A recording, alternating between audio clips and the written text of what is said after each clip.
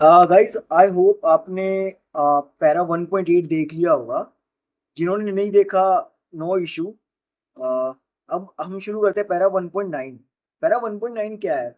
Deputy commissioner और collector revenue administration का head. ठीक है, समझो इसको हम देखते हैं।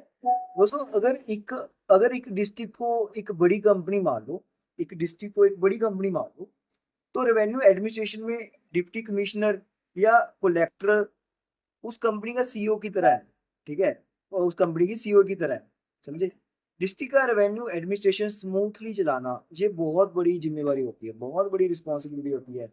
हाँ देसी, आप समझो डिस्ट्रिक्ट एक बड़ी कंपनी है। डिस्ट्रिक्ट क्या है? एक बड़ी कंपनी है। मान लो हमारा डिस्ट्रिक्ट एक बड़ी कंपनी है, कलेक्टर उसका हेड है। कलेक्टर क्या है? उसका उसका हेड है उस चीज का। ठीक है, लेकिन अब सोचो कलेक्टर अकेला डिस्ट्रिक्ट के हर गांव, हर तहसील, हर लैंड रिकॉर्ड को पर्सनली मैनेज करेगा? क्या ये पॉसिबल है? बिल्कुल नहीं पॉसिबल ना। इसीलिए कलेक्टर के पास एक पूरी टीम और असिस्टेंट्स होते हैं। जैसे कंपनी के पास पूरे डिपार्टमेंट्स, पूरी हायरार्की होती है ना, ऐसी यहाँ भी सेम सेम वही मेथड, सेम वही फॉर्मेट यूज होता है।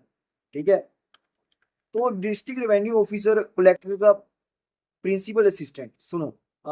रेवेन्यू रिकॉर्ड्स के प्रिपरेशन और मेंटेनेंस में कलेक्टर का एक इम्पोर्टेंट असिस्टेंट होता है, डिस्ट्रिक्ट रेवेन्यू ऑफिसर यानी डीआरओ। डीआरओ को अब डीआरओ को आप कलेक्टर का रेवेन्यू रिकॉर्ड्स वाला मेन मैनेजर समझ लो। ठीक है, डीआरओ के अंडर सदर कानूनगो ब्रांच और लैंड रिकॉर्ड्स ऑफिस का इंपॉर्टेंट वर्क होता है। सिंपल फॉर्मूला: कलेक्टर डिस्ट्रिक्ट का रेवेन्यू हेड और डीआरओ रेवेन्यू रेवेन्यू रिकॉर्ड्स का इंपॉर्टेंट असिस्टेंट। ठीक है, तहसील लेवल पर क्यों? आपने तहसील का नाम सुना होगा शायद। तहसील का नाम आपने सुना होगा, सभी ने, आई होप आपने सुना होगा।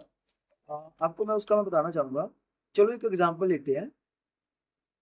मान लो रामपुर विलेज में रमेश की डेथ हो गई, और उसकी जमीन उसके लीगल हेयर्स के नाम ट्रांसफर होनी है। लाइक सबसे पहले ग्राउंड लेवल पर रिकॉर्ड रिलेटेड प्रोसेस होगा, फिर म्यूटेशन का प्रोसेस होगा। म्यूटेशन मीन इंतकाल, इंतकाल का प्रोसेस होगा। तहसील लेवल पर तहसीलदार और नायब तहसीलदार प्रिस्क्राइब्ड फंक्शंस परफॉर्म करेंगे, जो उनको बताया गया है कि आपने ये फंक्शंस परफॉर्म करने हैं, राइट।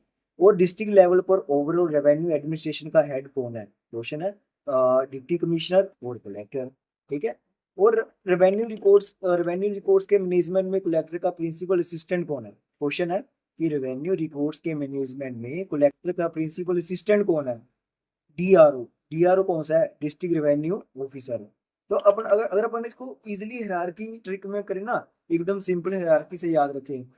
डिस्ट्रिक्ट रेवेन्यू, डिस्ट्रिक्ट का कौन है? Collector, district commissioner. उसके बाद आता है रेवेन्यू रिकॉर्ड्स का कौन आता है? डीआरओ। डीआरओ। तहसील का कौन आता है? तहसीलदार। तहसील वर्क कौन करते हैं? तहसीलदार प्लस नायब तहसीलदार। बस ये स्ट्रक्चर दिमाग में सेट कर लो, ये हायरार्की है इस पैरा में, ये बताया गया। जैसे एग्जाम में पंचलाइन है ना, डिप्टी कमिश्नर और collector is the head of revenue administration of the district. ठीक है, DRO is the principal assistant for preparation and maintenance of revenue records and is in charge of the sadar kanungo branch and land records office. और तहसीलदार तहसील level पर in charge होता है, जहां काम तहसीलदार और नायब तहसीलदार के बीच डिवाइड होता है। फाइनल रिवीजन अगर मैं इसको आप सारी नटशेल में बात करूं, तो कलेक्टर को समझो डिस्ट्रिक्ट का कैप्टन। ठीक है, कलेक्टर है डिस्ट्रिक्ट का कैप्टन है। ठीक है, समझ आया? आई होप आया होगा। डीआरओ को समझो रेवेन्यू रिकॉर्ड्स का मेन कोऑर्डिनेटर। भाई डीआरओ को समझो रेवेन्यू रिकॉर्ड्स का मेन कोऑर्डिनेटर। और तहसीलदार को समझो तहसीलदार रेवेन्यू इंचार्ज। बस इस टीम के थ्रू डिस्ट्रिक्ट का रेवेन्यू एडमिनिस्ट्रेशन ग्राउंड लेवल तक स्मूथली चलता है। ऐसे टीम में काम होता है, लाइक अ कंपनी। कंपनी के पॉइंट ऑफ व्यू से ये चीज समझोगे तो ये चीज समझ आ जाएगी। आई होप आपको 1.9 पैरा समझ आया होगा। अगर आया है, like comment share, free education है यार, यूज करो।